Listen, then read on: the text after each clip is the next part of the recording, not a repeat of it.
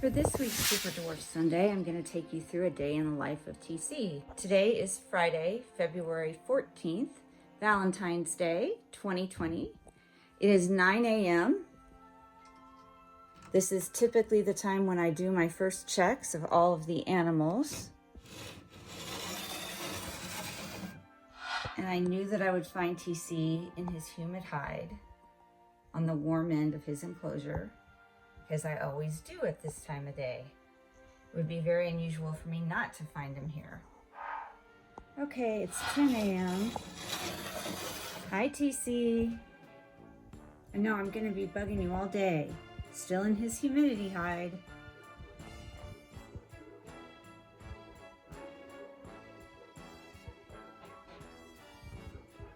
He's gonna hate me after today.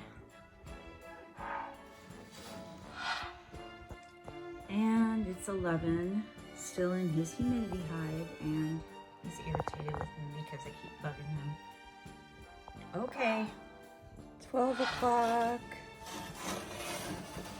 noon, still in his humidity box. Hi, TC. Okay.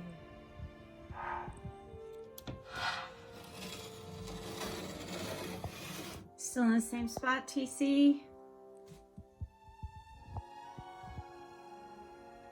Okay.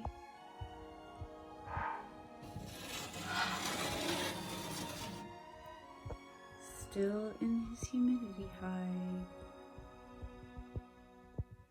Looks like he might actually be asleep this time.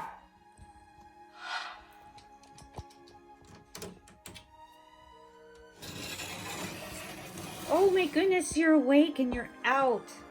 It's 3 o'clock. What's happening, TC? I'm just checking on you. No, you're not coming out. I'm doing biology homework. I'll come back in an hour and see where you're at, okay? Yeah, it looks like you're just waking up, so I'm not gonna rush that process.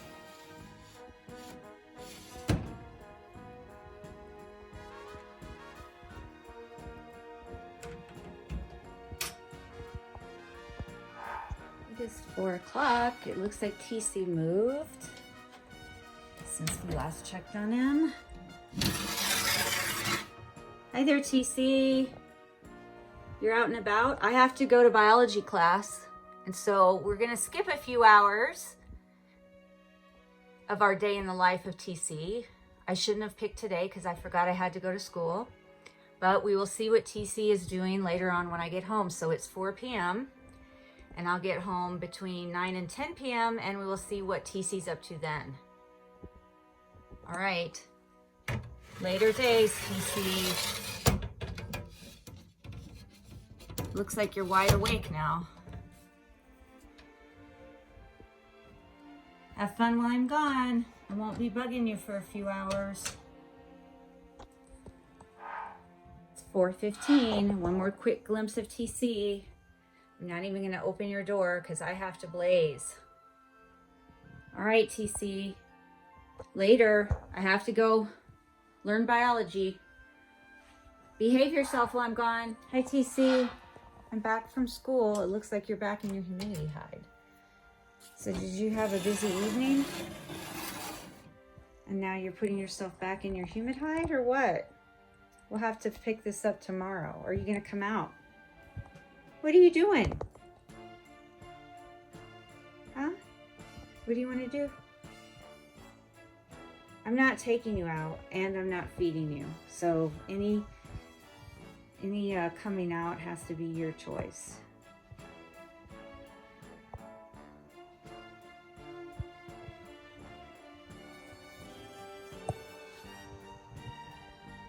You look like you want to eat and I'm not feeding you this evening. Maybe tomorrow, okay?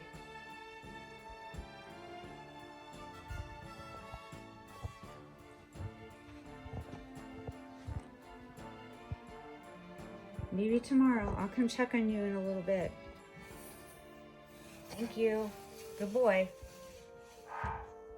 It is Saturday, February 15th, 2020. I don't know what time. It's in the afternoon. I got back from biology lab and I see that TC's wide awake. And I bet you he's awake in the middle of the day because he's hungry. Hasn't eaten in a couple of weeks, so it's time to feed him. And I think we're gonna do that. What do you say, TC? Are you hungry? Is that why you're awake in the middle of the afternoon? It's 4 p.m., so I guess it's late afternoon. But I've been home a little while, and you've been awake at least since 2 o'clock. So does that indicate that you're hungry? You kind of have that predatory look like you want food. I'm not food, nor do I have any with me at this time. It's about 4:30 on Saturday afternoon, February 15th, 2020. TC's enclosure has been open for about 30 minutes and he hasn't come out. That's okay. We are going to feed him. It's time for him to eat. It's been about 13 days since his last meal. But I don't want to feed him in the enclosure. I really want him to come out because I want him to do a target training exercise. And I could do it there, but I'm trying to get TC to come out of his enclosure more on his own. He's gone through phases where he's eagerly come out for several weeks in a row, and now he's going through a phase where he wants to stay in his enclosure with most of his body and just stick his head out, and that's okay. I'm not going to normally force him out, but I don't want to feed him in there because I don't want him right now at this stage in his life associating any part of inside his enclosure or right outside of his enclosure with food, because we tried that and he's a quick learner, and after he's done something once he expects that same thing to happen the next time, and he struck out immediately after we fed him in there. The next time we opened the door he started striking out. I feed many of the snakes in their enclosures and out of their enclosures, and I do both. The most of those snakes learn other signals to understand when they're going to eat and when they're not going to eat. And TC's very young and he's still a little bit confused about that whole process. So I want to take TC out and have him eat out of his enclosure. And you can see how quick he is to react with his head right now. And that's another thing that indicates to me that he is kind of in feeding mode. So that's why I just used the hook to get him out. And I am not going to force him out of his humidity hide. I'm going to set his humidity hide right in here in this tub where he's eaten many times and where he gets weighed sometimes and where he hangs out sometimes when we're doing enclosure maintenance. I'm still pairing the target with food for him. This is going to be a pretty quick session because he's not to the point yet where he's following the target. And so all I'm literally doing right now is pairing the target with food and trying to make sure that he has a positive experience with this particular target. I do want to see that he's looking at the target and he turns in its direction, and he did. And so then I'm going to give him the food. I'm not going to hesitate at all, and I'm not going to wait for any more of a reaction than that for two reasons. The first reason being, when we were using the old target, which was a flat blue plate, he struck at it a couple of times and then he didn't want any part of target training after that.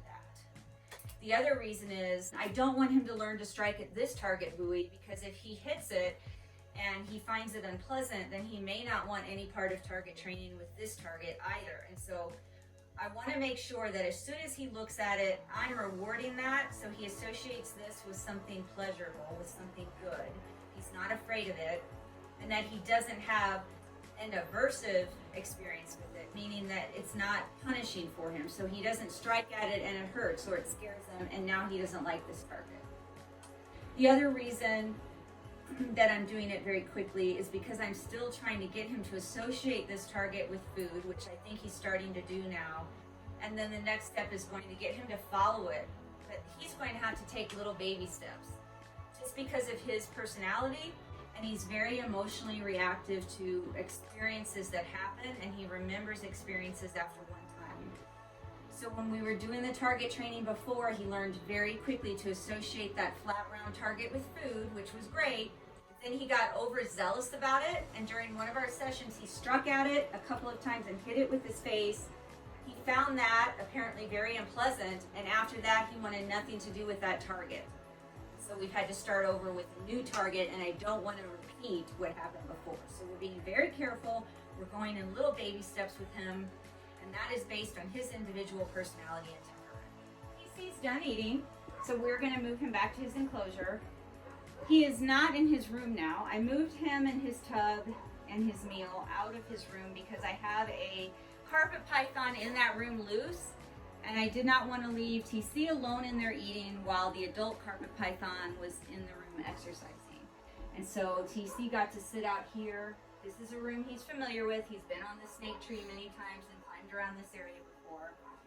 So now we're going to put him back in his room. But if you look at his behavior, you can see how he's still really intently reacting to motion and still coiled back with the front part of his body like he's ready to eat it. I'm not giving him a second food item. In fact, I think I'll put his lid on to carry him back in. So we're back in TC's room, right outside of his enclosure. I'm going to take the lid off. I am going to pick him up and give him the opportunity to shift back into his enclosure if he wants to. He may not shift as he normally does because he's already in his humid hide. So I'm just going to pick his humid hide up and put it right back where it was when we found him. And we're going to leave him be. And he can calm himself down, get himself out of his feeding mode, and rest and digest. And we'll check back in on him later. It is just after midnight, and I'm going to check on TC one last time. Probably the last time during the night because he ate earlier. And I don't want him to have a lot of activity or stress. But I did promise that we would check back in on him later. No surprise, he's in his humidity hide. Good night, TC. Rest and digest. And everybody can check you out in next week's episode. Some of the other snakes in TC's room are awake.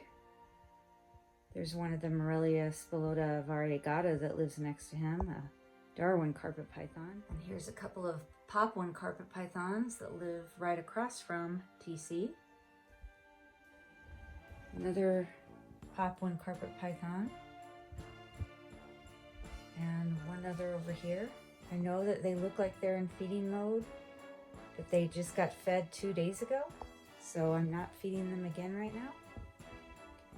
But TC is in a room full of carpet. This is the snake that lives right above TC, and it's another carpet python, and he is in one of his hides.